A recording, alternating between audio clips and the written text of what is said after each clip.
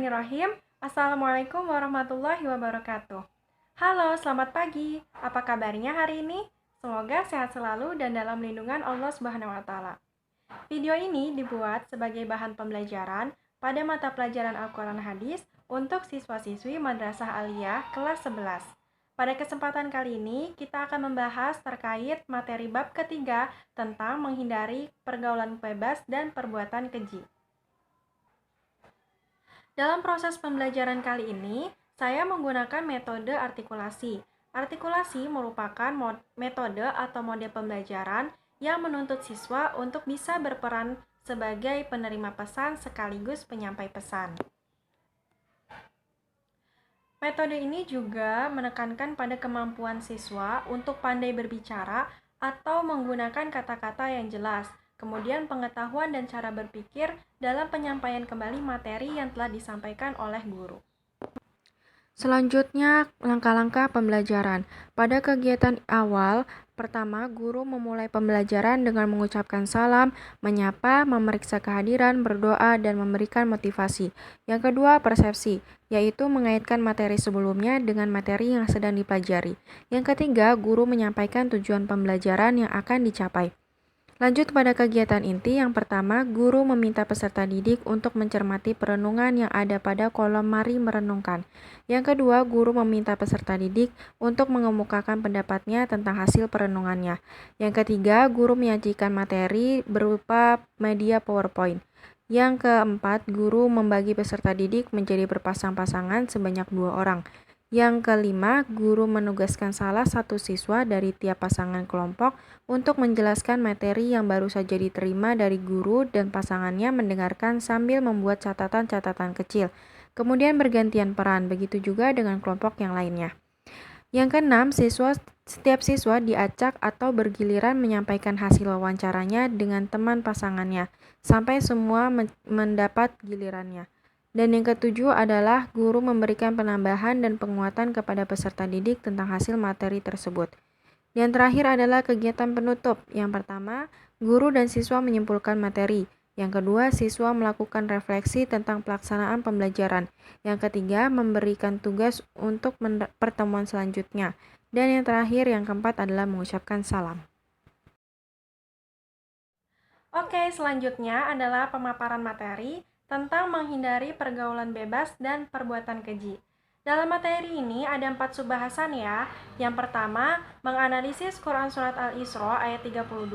Yang kedua, menganalisis Quran Surat An-Nur ayat 2. Yang ketiga, menganalisis hadis Nabi SAW, riwayat Bukhari dan Muslim tentang iman yang kuat mencegah perbuatan keji. Dan yang keempat adalah perilaku-perilaku orang yang menghindari pergaulan bebas dan perbuatan keji. Selamat disimak ya.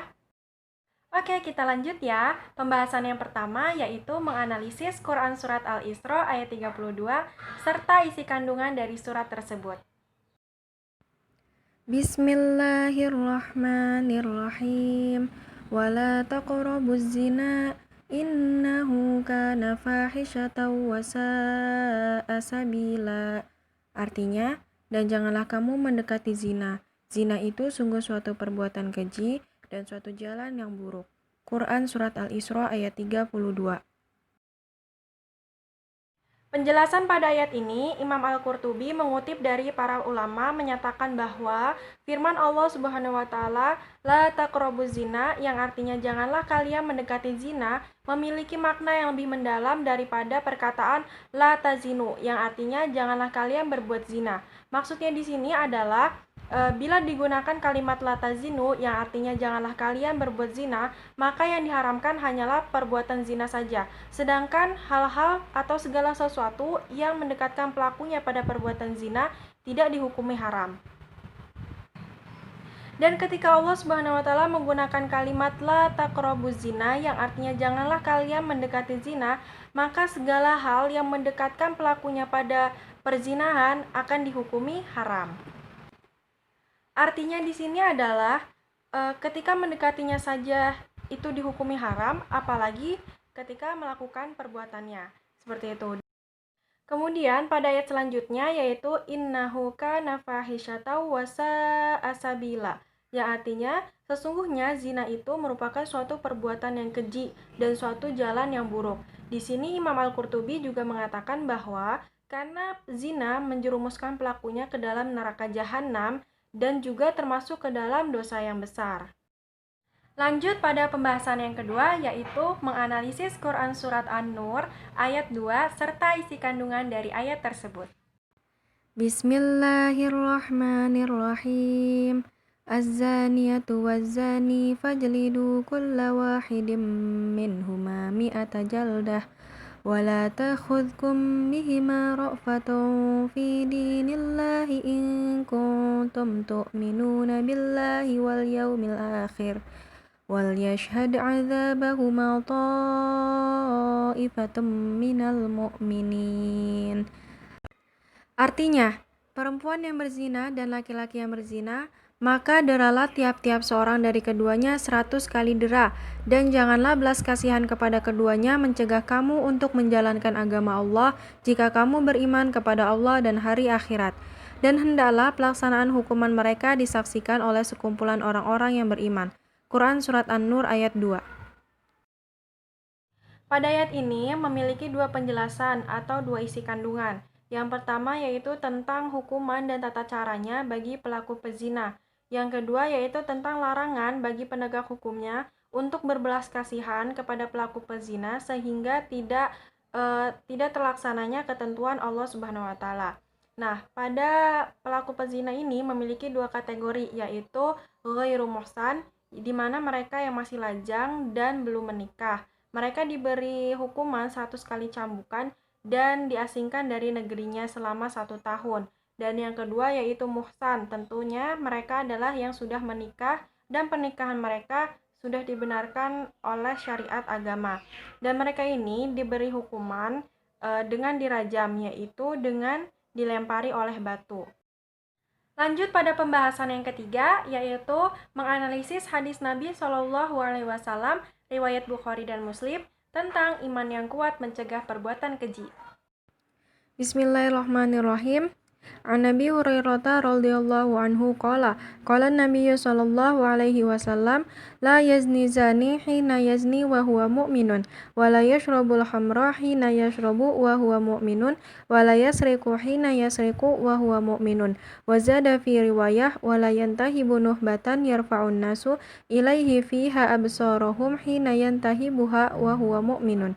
Artinya dari Abu Hurairah radhiyallahu anhu bahwasanya Nabi Shallallahu alaihi wasallam telah berkata, tidak akan berzina seorang pelacur di waktu berzina jika ia sedang beriman, dan tidak akan minum khamar di waktu minum jika ia sedang beriman, dan tidak akan mencuri di waktu mencuri jika ia sedang beriman. Dalam riwayat lain ditambahkan, dan tidak akan merampas rampasan yang berharga sehingga orang-orang membelalakan mata kepadanya ketika perampas ia sedang beriman. Hadis riwayat Bukhari dan Muslim. Isi dari penjelasan hadis tadi yaitu tentang keimanan. Keimanan merupakan landasan utama dalam kehidupan manusia. Jika iman kita kuat, maka kita tidak akan tergoda untuk melakukan perbuatan dosa. Akan tetapi, jika iman kita lemah, kita sudah mulai bermalas-malasan dalam beribadah, maka kita akan dengan mudahnya untuk melakukan perbuatan dosa. Keimanan diibaratkan sebagai barometer dari perbuatan manusia. Dalam hadis tersebut, menyatakan bahwa jika iman seseorang itu kuat, maka dia tidak akan melakukan 4 hal ini. Yang pertama berzina, yang kedua minum minuman keras atau minum minuman khamar, yang ketiga mencuri, dan yang keempat adalah merampas hak orang lain. Akan tetapi, jika seseorang itu melakukan 4 hal tadi, maka bisa dikatakan bahwa nilai keimanan dalam hatinya itu tidak sempurna. Lanjut pada pembahasan yang terakhir, yaitu pembahasan yang keempat, perilaku-perilaku orang yang menghindari pergaulan bebas dan perbuatan keji. Selanjutnya, hal-hal yang dapat memicu seseorang untuk melakukan perbuatan zina. Yang pertama, melihat aurat. Melihat aurat, baik laki-laki maupun perempuan yang bukan muhrim atau tidak ada hubungan darah, maka hukumnya haram. Yang kedua, mendengarkan hal-hal yang mengundang hawa nafsu. Selain melihat, mendengar hal-hal buruk juga bisa mengundang hawa nafsu, maka ini harus dihindari. Kemudian yang ketiga adalah pergaulan bebas laki-laki dan perempuan.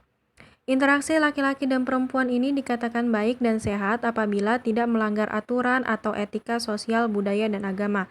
Tapi sebaliknya, pergaulan yang tidak mempedulikan norma atau etika sosial, budaya, dan agama adalah pergaulan bebas.